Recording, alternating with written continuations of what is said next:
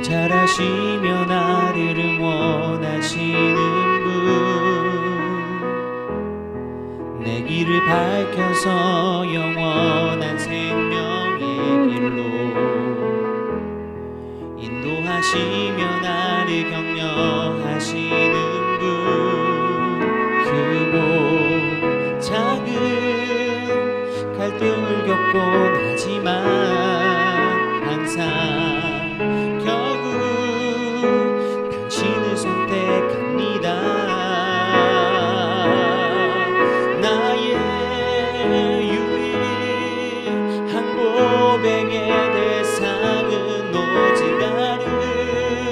아름다운 당신뿐입니다. 나의 유일한 고백의 대상은 오직 아름다운 당신뿐입니다. 나의 예배를 받으소서, 홀로 영광을 받으소서. 주여, 나의 주여.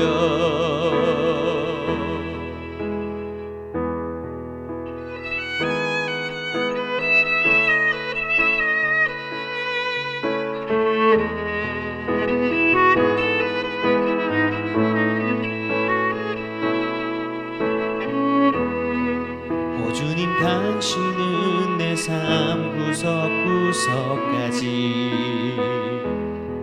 감찰하시며 나를 응원하시는 분,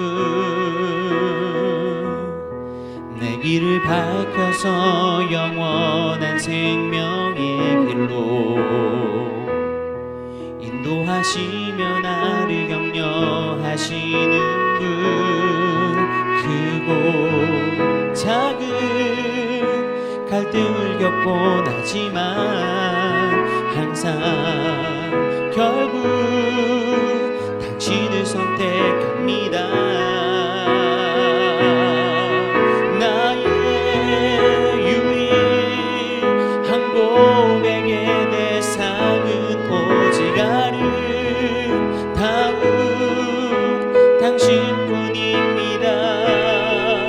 나의 유일한 고백의 대상은 오직 아름다운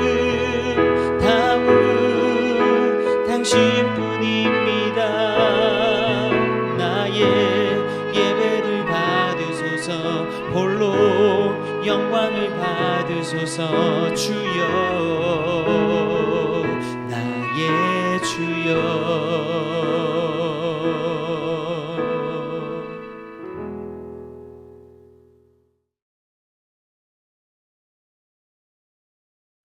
샬롬, 귀한 하루를 말씀 묵상과 기도로 시작하는 우리 모든 성도님들에게 하나님 우리 아버지와 주 예수 그리스도로부터 은혜와 평강이 충만하시기를 축복합니다. 우리 오늘 함께 살펴볼 말씀 로마서 1장 1절부터 7절까지의 말씀입니다. 우리 함께 읽겠습니다. 예수 그리스도의 종 바울은 사도로 부르심을 받아 하나님의 복음을 위하여 택정함을 입었으니 이 복음은 하나님이 선지자들을 통하여 그의 아들에 관하여 성경에 미리 약속하신 것이라. 그의 아들에 관하여 말하면 육신으로는 다윗의 혈통에서 나셨고 성결의 영으로는 죽은 자들 가운데서 부활하사 능력으로 하나님의 아들로 선포되셨으니 곧 우리 주 예수 그리스도시니라.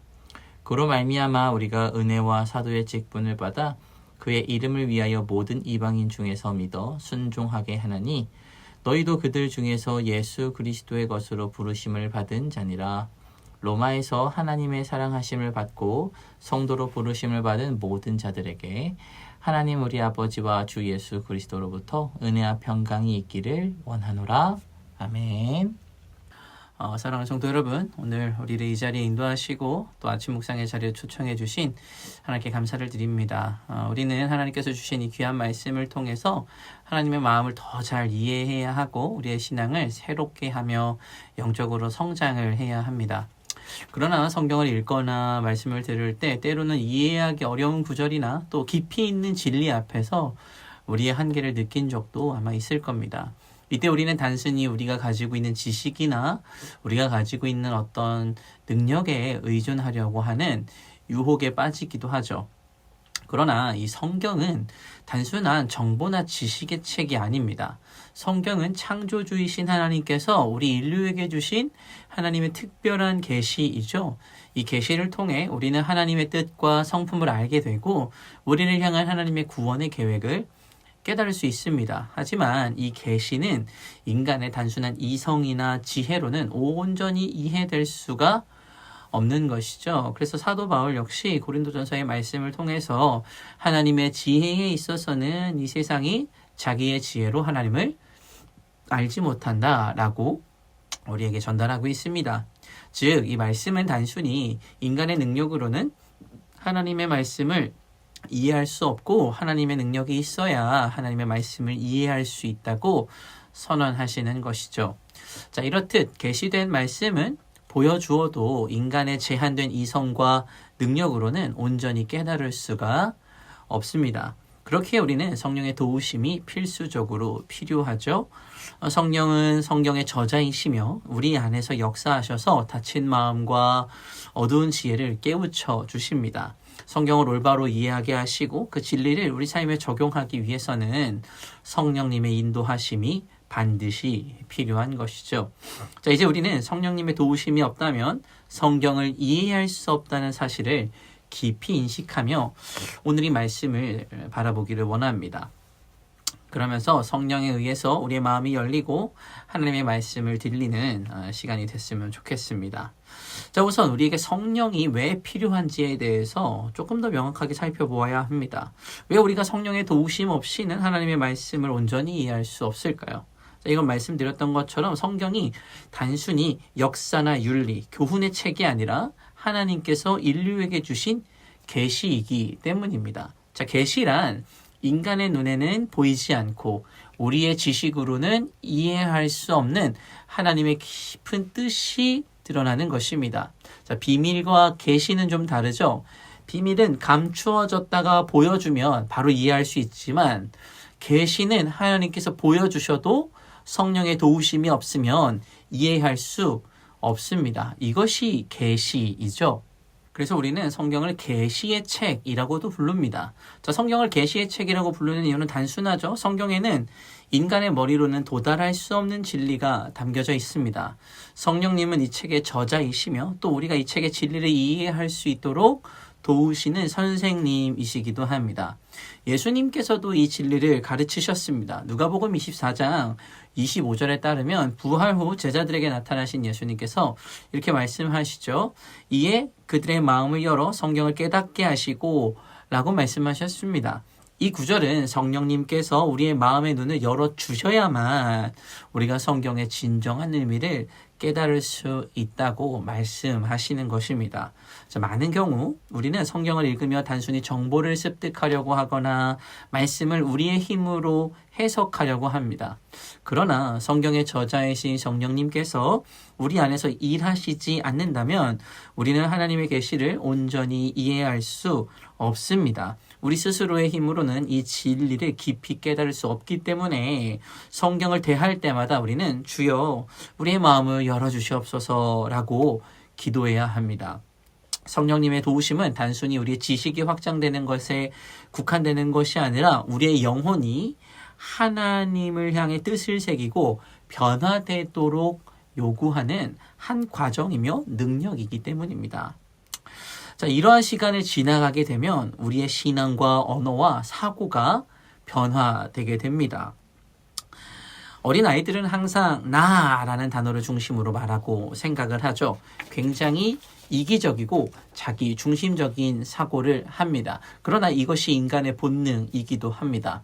영적으로 미성숙한 상태를 보여주는 사람 역시 이러한 모습을 보여줍니다. 내가 중심이죠. 항상 나를 먼저 생각합니다. 하지만 성령으로 인하여 우리가 하나님의 말씀을 인식하고 하나님의 계시의 말씀을 우리가 이해하고 습득하기 시작하면 우리의 신앙이 깊어지게 되는데요. 이 신앙이 깊어지게 되면 우리의 언어와 사고의 주어가 나에서 하나님으로 바뀌게 됩니다.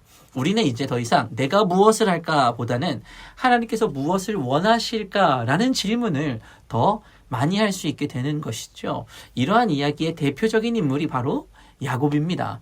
야곱은 젊었을 때 많은 일들을 자기중심적으로 처리했습니다. 그의 모든 계획과 말은 나를 중심으로 돌아갔죠. 그러나 인생의 수많은 시련과 하나님의 다루심을 겪은 후에 야곱은 하나님께 그의 삶의 주도권을 내어드리기 시작했습니다. 그가 진정으로 변화된 후에는 그의 사고와 언어가 하나님을 중심으로 돌아가게 된 것이죠.